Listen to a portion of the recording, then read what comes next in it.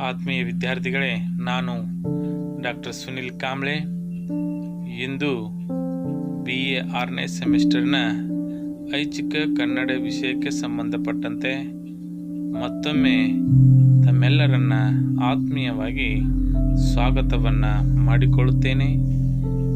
ಸಂಶೋಧನೆ, ಅರ್ಥ, ಸ್ವರೂಪ, ವಿನ್ಯಾಸ ಮತ್ತು ಪ್ರಕಾರಗಳು. ಡಾಕ್ಟರ್ ಸಂಗಮೇಶ್ ಸೌದತ್ತಿಮಠ್ ಇವರು ಬರೆದಂತಹ ಈಗಾಗಲೇ ಹೋದ ಅವಧಿಯಲ್ಲಿ ನಾವು ಅದರ ಚರ್ಚೆಯನ್ನು ಮಾಡಿದ್ದೇವೆ. ಇಂದು ಮತ್ತು ಅದೇ ಸಂಶೋಧನೆ ಎಂಬ ಶೀರ್ಷಿಕೆಯ ಮುಂದುವರೆದ ಭಾಗವನ್ನು ನಾವು ತಿಳಿದುಕೊಳ್ಳೋಣ. ಸಂಶೋಧಕ ಮತ್ತು ಸಂಶೋಧನೆ, ಇದು ಮೂರನೆಯ ಒಂದು ಭಾಗದಲ್ಲಿ ಸಂಶೋಧನೆಯ ಶೀರ್ಷಿಕೆಯಲ್ಲಿ ತಿಳಿದುಕೊಳ್ಳುವಂತಹ ಒಂದು ವಿಷಯ. ಸಂಶೋಧಕ ಮತ್ತು ಸಂಶೋಧನೆ ಹೇಗೆ ಒಂದು ಸಾಹಿತ್ಯ ಲೋಕದಲ್ಲಿ ನಡೆಯುತ್ತದೆ ಎಂಬುದನ್ನು ನಾವು ಚರ್ಚಿಸೋಣ. ನಿರಂತರ ಆಸಕ್ತಿ, ಅಧ್ಯಯನ, ಹೊರಗೆ ಹಚ್ಚಿ ನೋಡುವ ಪ್ರವೃತ್ತಿ, ಪರಿಶ್ರಮಶೀಲತೆ, ಉದ್ವೇಗರಹಿತ ಸಮಭಾವ, ಹಠಮಾರಿಯಾಗದ ಧೈರ್ಯ, ವಿನಯ ಗರ್ವಹೀನತೆ, ಆರೋಗ್ಯಕರ ಭಾವನೆ, ವ್ಯವಸ್ಥಿತ ಆಲೋಚನೆ, ಸಮರ್ಥ ಬರವಣಿಗೆ ಶೈಲಿ ಮುಂತಾದವು ಎಲ್ಲ ಸಂಶೋಧಕನಿಗಿರಬೇಕಾದ ಪ್ರಮುಖ ಗುಣಗಳು. ಒಂದು ಹೊಸ ಅನ್ವೇಷಣೆಯನ್ನ ಸಾಹಿತ್ಯ ಲೋಕದಲ್ಲಿ ಸೃಷ್ಟಿ ಮಾಡಿ ಅದಕ್ಕೆ ಪೂರಕ ಆಧಾರವನ್ನು ನೀಡುವುದು ಅಷ್ಟು ಸುಲಭದ ಮಾತಲ್ಲ. ಆದರೆ ಒಬ್ಬ ಸಂಶೋಧಕ ಅನಿಸಿಕೊಳ್ಳುವಂತಹ ಒಬ್ಬ ವ್ಯಕ್ತಿ, ಇವರಿಗೆ ಇರಬೇಕಾದ ಪ್ರಮುಖ ಗುಣಗಳು ಏನು? ಪ್ರಾರಂಭ ಹಂತದಲ್ಲಿ ಡಾಕ್ಟರ್ ಸಂಗಮೇಶ್ ಸೌದತ್ತಿಮಠ್ ಅವರು ತಿಳಿಸಲಿಕ್ಕೆ ಹೊರಟಿದ್ದಾರೆ. ನಿರಂತರ ಆಸಕ್ತಿ. ನಾವೆಂದೂ ಕೂಡ ನಿರಾಸಕ್ತಿಯನ್ನು ಹೊಂದಬಾರದು. ಹೊಸ ವಿಚಾರವನ್ನು ತಿಳಿದುಕೊಳ್ಳಲು ನಾವು ನಿರಂತರವಾಗಿ ಆಸಕ್ತಿಯನ್ನು ಹೊಂದಬೇಕು. ಅಧ್ಯಯನಶೀಲರಾಗಬೇಕು. ಒಂದು ವಿಷಯವನ್ನು ಸಂಪೂರ್ಣವಾಗಿ ಹೊರಗೆ ಹಚ್ಚಿ ನೋಡುವಂತಹ ಮನಸ್ಸು ನಮ್ಮದಾಗಬೇಕು. ಆಮೇಲೆ ಎಂಥ ಕಠಿಣ ಪರಿಸ್ಥಿತಿ ಇದ್ದರೂ ಕೂಡ ಪರಿಶ್ರಮವನ್ನು ಪಡಲೇಬೇಕು. ಆಮೇಲೆ ಉದ್ವೇಗರಹಿತವಾದಂಥದ್ದು ಸಮಭಾವನೆಯನ್ನು ನಾವು ಹೊಂದಬೇಕು. ಹಠಮಾರಿಯಾಗದ ಧೈರ್ಯದ ಕೆಲವೊಂದು ಧೈರ್ಯ ಇರಬೇಕು. ಅದು ಹಠಮಾರಿತನ ಆಗಬಾರದು. ವಿನಯತೆ ಇರಬೇಕು. ಗರ್ವಹೀನತೆ ಇರಬೇಕು. ಆರೋಗ್ಯಕರವಾದಂಥ ಭಾವನೆ ಇರಬೇಕು. ವ್ಯವಸ್ಥಿತವಾದಂಥ ಆಲೋಚನೆಗಳಿರಬೇಕು.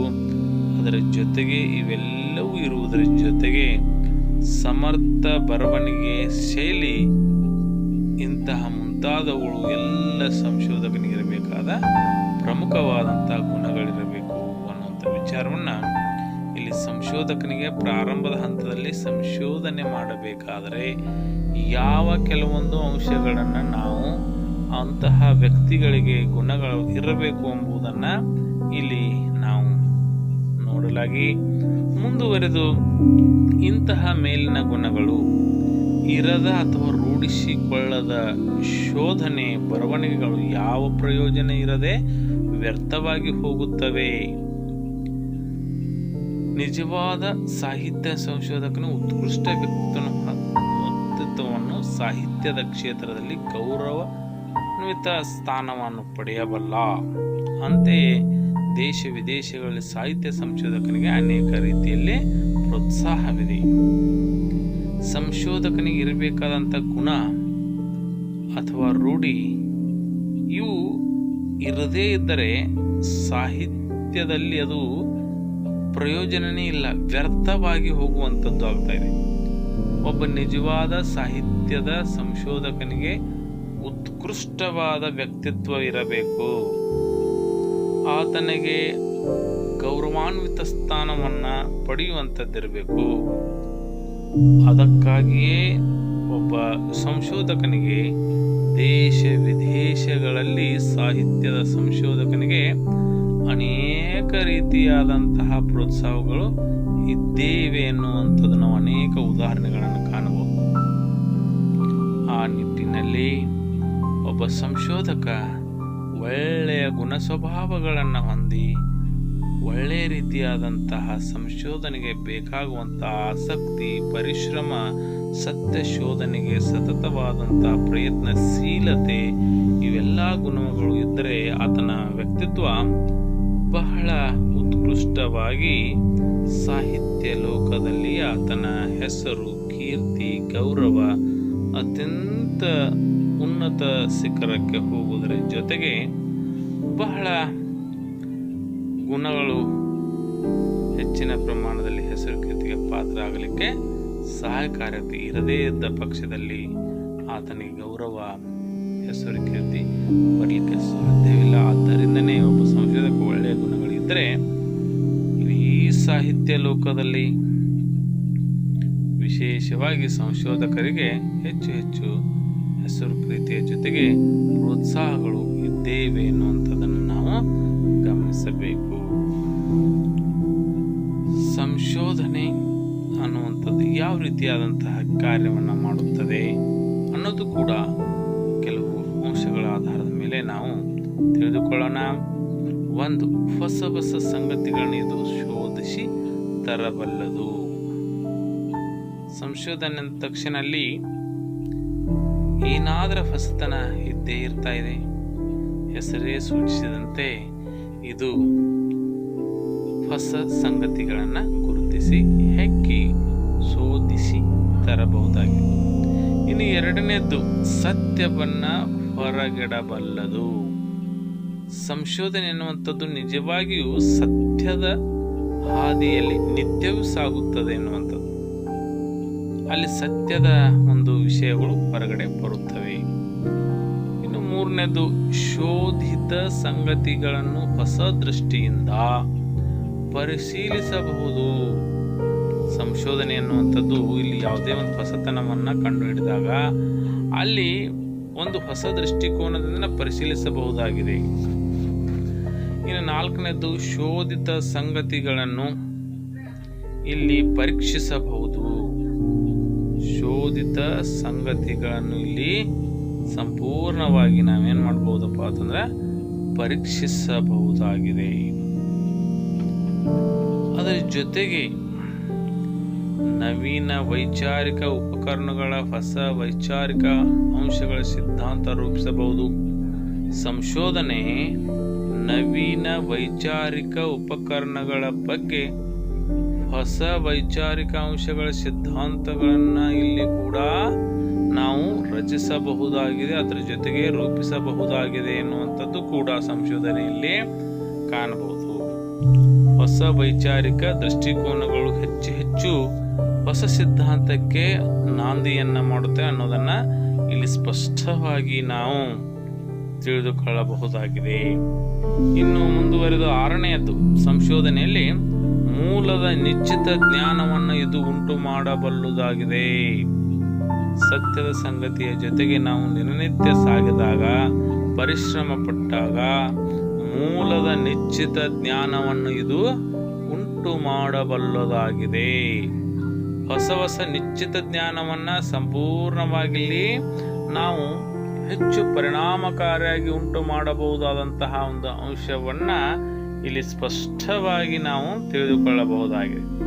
ಮಾನವನ ಜೀವನ ಕ್ರಮದ ಮೇಲೆ ಇದು ಹೊಸ ಬೆಳಕು ಬೀರುತ್ತದೆ. ಏಳನೇದ್ದು, ನಮ್ಮ ಜೀವನದ ಶೈಲಿಯ ಮೇಲೆ ಸಂಪೂರ್ಣವಾದಂತಹ ಒಂದು ಬೆಳಕನ್ನು ಬೀರುತ್ತದೆ ಎನ್ನುವಂಥದ್ದು ಕೂಡ ನಾವು ಕಾಣಬಹುದಾಗಿದೆ.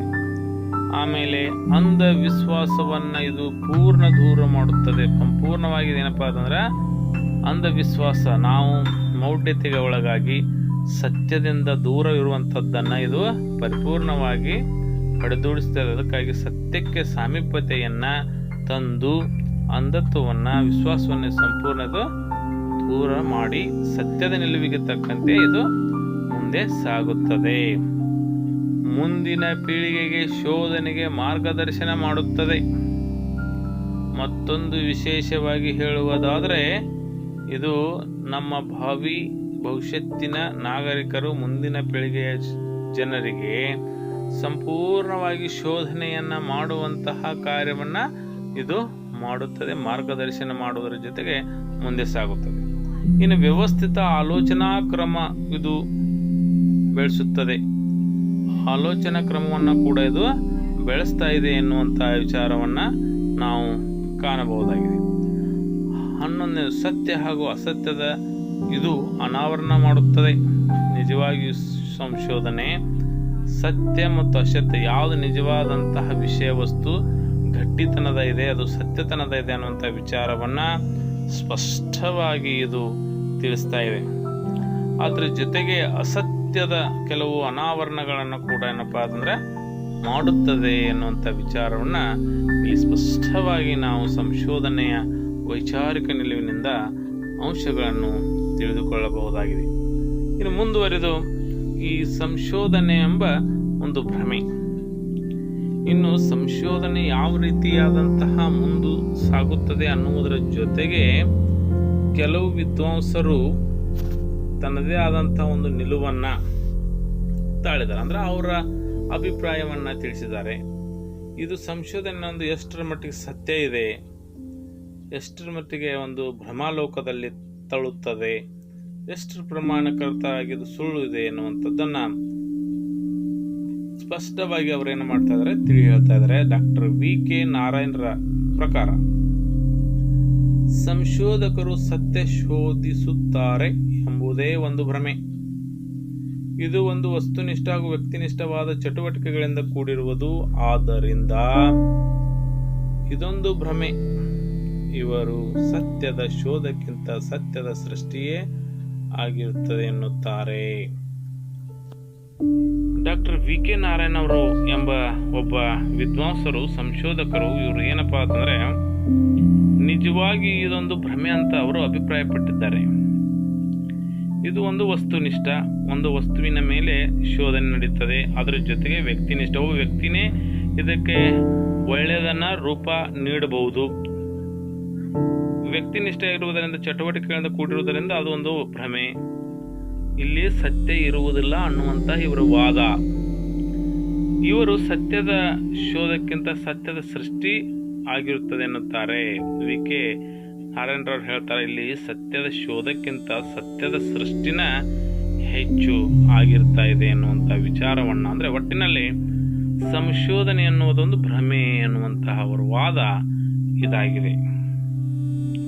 ಆದರೆ ಕೆಲವೊಂದು ವಿಷಯವನ್ನು ನಾವು ಕೂಡ ಪರಿಣಾಮಕಾರಿ ಗಂಭೀರವಾಗಿ ಅವಲೋಕಿಸಿದಾಗ ಮುಂದಿನ ಭಾಗದಲ್ಲಿ ಯಾವುದು ಸತ್ಯ ಯಾವುದು ಸುಳ್ಳು ಅನ್ನೋದು ಕೂಡ ಒಂದು ಸ್ವಲ್ಪ ಭ್ರಮೆ ಇದ್ರೂ ಸತ್ಯದ ನಿಲುವು ಹೇಗಿರುತ್ತೆ ಅನ್ನೋದಕ್ಕೂ ಕೂಡ ನಾವು ಕಂಡುಕೊಳ್ಳಬಹುದಾಗಿದೆ. ಇಡೀ ಸಾಹಿತ್ಯದ ಒಂದು ಕಲಾಲೋಕವೇ ಭ್ರಮ ಲೋಕ ಅನ್ನುವಂಥದ್ದನ್ನು ನಾವು ಕಲ್ಪನೆಗೆ ಆಧರಿಸಿ, ಆದ್ದರಿಂದ ಸಾಹಿತ್ಯ ಸಂಶೋಧನೆ ಈ ಮಾತುಗಳನ್ನು ಅನ್ವಯಿಸಬಹುದು. ಆದರೆ ಭೌತಿಕ ವೈಜ್ಞಾನಿಕ ಕ್ಷೇತ್ರಗಳು ಈ ಭ್ರಮಾತ್ಮಕ ಅಂಶ ಸಂಶೋಧನೆಗೆ ಎಷ್ಟರ ಮಟ್ಟಿಗೆ ಅನ್ವಯವಾಗುವುದು ಎಂಬ ಮಾತು ವಿಚಾರಣೀಯವಾದ ಅಂಶವಾಗಿದೆ. ನಿಜವಾಗಿಯೂ ಇಲ್ಲಿ ಕೊನೆಗೆ ಏನಪ್ಪಾ ಅಂತಂದ್ರೆ ಇಡೀ ಸಾಹಿತ್ಯ ಕಲಾಲೋಕವೇ ಭ್ರಮಾತ್ಮಕ ಕಲ್ಪನೆಯನ್ನು ಆಧರಿಸಿದೆ. ಆದ್ದರಿಂದ ಸಾಹಿತ್ಯ ಸಂಶೋಧನೆಗೆ ಈ ಮಾತು ಅನ್ವಯಿಸಬಹುದು. ಸಾಹಿತ್ಯದ ಬರವಣಿಗೆ ಒಬ್ಬ ಕವಿ ಕಲ್ಪನೆಯ ಲೋಕದಲ್ಲಿ, ಸಾಹಿತ್ಯದ ಲೋಕದಲ್ಲಿ, ಭ್ರಮಾಲೋಕದಲ್ಲಿ ಒಂದಷ್ಟರ ಮಟ್ಟಿಗೆ ಅಲ್ಪ ಪ್ರಮಾಣದಲ್ಲಿ, ಒಂದು 100% ಒಂದು ಸ್ವಲ್ಪ ಮಟ್ಟಿಗೆ ನಾವು ಭ್ರಮೆ ಅನ್ನಬಹುದು.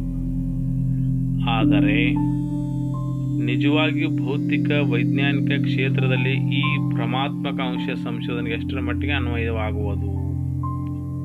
ವೈಜ್ಞಾನಿಕ ಮತ್ತು ಭೌತಿಕ ಕ್ಷೇತ್ರದಲ್ಲಿ ಇದು ಸತ್ಯದ ಅನ್ವೇಷಣೆಯೇ ಆಗಿರುತ್ತದೆ ಎನ್ನುವಂತ ಮಾತು ಕೂಡ ಕೆಲವು ವಿಚಾರಣೀಯವಾದ ಅಂತ ಅಂಶವಾಗಿದೆ. ಕೆಲವು ವಿದ್ಯಾವಂತರು ಇದನ್ನ ವಿಜ್ಞಾನ ಕ್ಷೇತ್ರದಲ್ಲಿ ಭ್ರಮೆ ಅನ್ನಲಿಕ್ಕೆ ಸಾಧ್ಯವಿಲ್ಲ, ಸಂಶೋಧನೆ ಸತ್ಯವಾದದ್ದು ಅನ್ನುವಂತ ಮಾತನ್ನ ಕೊನೆಗೆ ಇಲ್ಲಿ ಹೇಳ್ತಾ ಡಾಕ್ಟರ್ ಸಂಗಮೇಶ್ ಸವದತ್ತಿ ಮಠ ಅವರು ನಿಜವಾಗಿಯೂ ವೈಜ್ಞಾನಿಕ ಕ್ಷೇತ್ರ ಇದು ಭ್ರಮಾಲೋಕವಲ್ಲ, ಸತ್ಯದ ಶೋಧನೆಯೇ ಆಗಿರುತ್ತದೆ. ಮತ್ತು ಸಾಹಿತ್ಯ ಕಲಾಲೋಕವು ಕೂಡ ಅಲ್ಪ ಪ್ರಮಾಣದಲ್ಲಿ ಒಂದು ಭ್ರಮೆ ಇರಬಹುದು ಅನ್ನುವಂಥ ವಾದವನ್ನು ಮಂಡಿಸುತ್ತಾ ಈ ಒಂದು ಸಂಶೋಧನೆಯ ವೈಚಾರಿಕ ನಿಲುವನ್ನು ಇಲ್ಲಿಗೆ ಈ ಅವಧಿಯ ಒಂದು ಸಮಾಪ್ತಿ ಮಾಡಲಾಗುವುದು. ಧನ್ಯವಾದಗಳು ವಿದ್ಯಾರ್ಥಿಗಳೇ.